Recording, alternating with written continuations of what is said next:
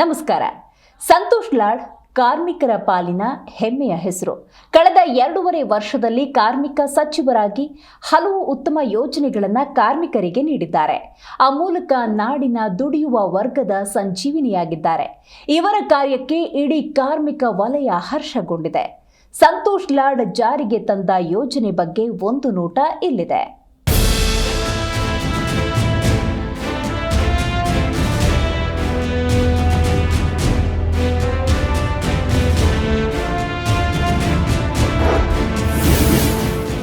ಕಾರ್ಮಿಕರ ಬಂಧು ಸಚಿವ ಸಂತೋಷ್ ಲಾಡ್ 100 ಯೋಜನೆ ಜಾರಿಗೆ ತಂದ ಕನಸುಗಾರ. ಲಾಡ್ ಅವಧಿಯ ಇಲಾಖೆ ಸಾಧನೆ ಅಮೋಘ. ಕಾರ್ಮಿಕ ಸಚಿವ ಸಂತೋಷ್ ಲಾಡ್ ಅಂದ್ರೆ ಎಲ್ರಿಗೂ ಚಿರಪರಿಚಿತ. ಕಾರ್ಮಿಕ ಸಚಿವರಾಗಿ ಇವರು ತಂದ ಜನಪರ ಯೋಜನೆಗಳು ಇಂದಿಗೂ ಪ್ರಸ್ತುತ. ಕ್ರಿಯಾಶೀಲ ಸಚಿವರಾದ ಇವರ ಯೋಜನೆಗಳಿಗೆ ಕಾರ್ಮಿಕರು ಫುಲ್ ಖುಷ್ ಆಗಿದ್ದಾರೆ. ಸಚಿವ ಸಂತೋಷ್ ಲಾಡ್ ಕಾರ್ಯಕ್ಕೆ ಜೈ ಎಂದಿದ್ದಾರೆ.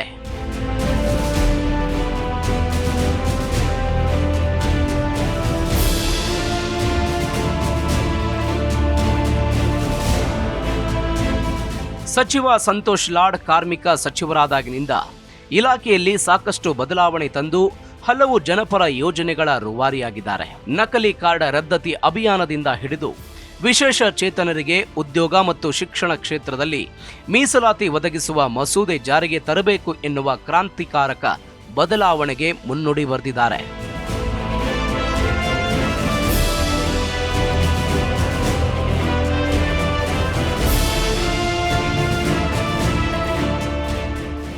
ಸಂತೋಷ್ ಲಾಡ್ ಅವರು ಕಾರ್ಮಿಕ ಇಲಾಖೆಯೇ ನನಗೆ ಬೇಕು ಅಂತ ಕೇಳಿ ಪಡೆದವರು.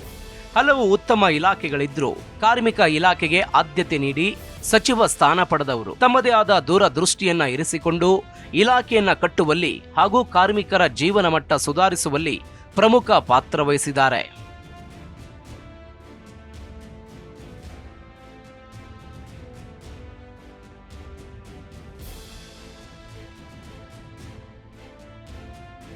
ನಾಡಿನ ಜನಪ್ರಿಯ ಮುಖ್ಯಮಂತ್ರಿಯಾದ ಸಿದ್ದರಾಮಯ್ಯ ಅವರ ಮಾರ್ಗದರ್ಶನದಲ್ಲಿ ಕಾರ್ಮಿಕ ಇಲಾಖೆಯನ್ನ ಮುನ್ನಡೆಸಿ ಸಿಎಂ ಅವರ ಪ್ರೀತಿಗೆ ಪಾತ್ರರಾಗಿದ್ದಾರೆ.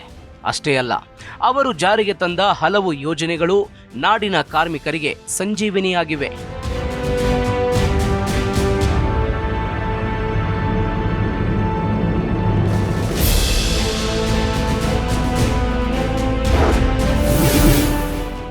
ಸಂತೋಷ್ ಲಾಡ್ ಜಾರಿಗೆ ತಂದ ಯೋಜನೆಗಳ ವಿವರ. ಕಾರ್ಮಿಕರಿಗೆ ಕನಿಷ್ಠ ವೇತನ ನಿಗದಿ, ಕಡ್ಡಾಯ ಉಪಧನ ಜಾರಿ, ಶ್ರಮಿಕ ತಾತ್ಕಾಲಿಕ ವಸತಿ ಸಮುಚ್ಚಯಗಳ ನಿರ್ಮಾಣ, ರಾಜ್ಯಾದ್ಯಂತ 100 ಹೈಟೆಕ್ ಸಂಚಾರಿ ಆರೋಗ್ಯ ವಾಹನಗಳಿಗೆ ಚಾಲನೆ, ಅಂಬೇಡ್ಕರ್ ಕಾರ್ಮಿಕ ಸೇವಾ ಕೇಂದ್ರಗಳ ಸ್ಥಾಪನೆ, ಜಿಐಎಸ್ ಮ್ಯಾಪಿಂಗ್ ಹಾಗೂ ವೈಜ್ಞಾನಿಕ ಸುಂಕ ಸಂಗ್ರಹ, ಧಾರವಾಡ ಮೈಸೂರಿನಲ್ಲಿ ಕೌಶಲ್ಯ ಕೇಂದ್ರಗಳ ಸ್ಥಾಪನೆ, ಗಿಗ್ ಕಾರ್ಮಿಕರಿಗೆ ವಿಮಾ ಯೋಜನೆ, ಕ್ಷೇಮಾಭಿವೃದ್ಧಿ ಮಂಡಳಿ ರಚನೆ, ಆಶಾದೀಪ ಯೋಜನೆ, ಋತುಚಕ್ರ ರಜೆ ನೀತಿ, ಮನೆಗೆಲಸದವರಿಗೆ ಕಲ್ಯಾಣ ಮಸೂದೆ, ರಾಜ್ಯ ಪತ್ರಿಕಾ ವಿತರಕರ ಅಪಘಾತ ಹಾಗೂ ಆರೋಗ್ಯ ಸಹಾಯ ನಿಧಿ, ಹೀಗೆ ಹಲವಾರು ಯೋಜನೆಗಳನ್ನು ರೂಪಿಸಿ ಕಾರ್ಮಿಕರ ಜೀವನಕ್ಕೆ ಭದ್ರ ಬುನಾದಿಯನ್ನ ಹಾಕಿದ್ದಾರೆ ಕಾರ್ಮಿಕ ಸಚಿವ Santosh Lad.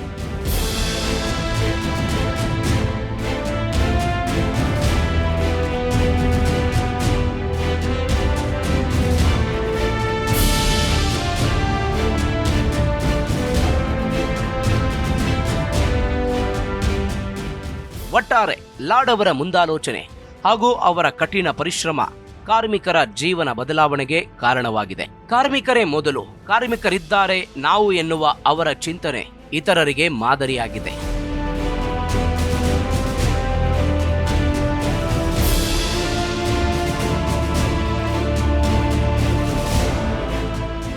Bureau report, G Kannada news.